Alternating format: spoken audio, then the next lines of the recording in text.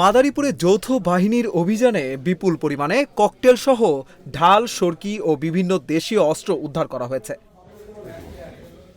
24 জানুয়ারি শনিবার দিবাগত রাত 2:30 থেকে সকাল 7:30 পর্যন্ত প্রায় 5 ঘণ্টাব্যাপী এই অভিযান চালানো হয় মাদারীপুর সদর উপজেলার মোস্তফাপুর ইউনিয়নের বড় মেহের এলাকায়। সেখানে ইদ্রিস হাওলাদার ও হাবিব হাওলাদারের বাড়ির পাশের বালুর মাঠে ঝোপঝাড়ের ভেতরে লুকিয়ে রাখা অবস্থায় এসব অস্ত্র উদ্ধার করা হয়।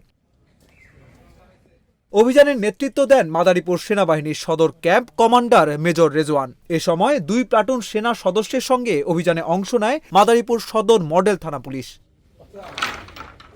অভিযানটি আরও জোরদার করতে ব্যবহার করা হয় সেনাবাহিনীর ডগ স্কোয়াডের 2টি প্রশিক্ষিত কুকুর। সেনাবাহিনী জানায়, গোপন সংবাদের ভিত্তিতে চালানো এই অভিযানে উদ্ধার করা হয় 40টি ককটেল, 33টি ঢাল, 93টি সরকি, 3টি রামদা, 2টি স্মার্টফোন এবং 1টি বাটন ফোন।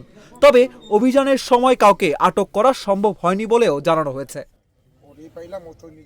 সেনাবাহিনী জানিয়েছে, আইনশৃঙ্খলা পরিস্থিতি স্বাভাবিক রাখতে এ ধরনের অভিযান ভবিষ্যতেও অব্যাহত থাকবে।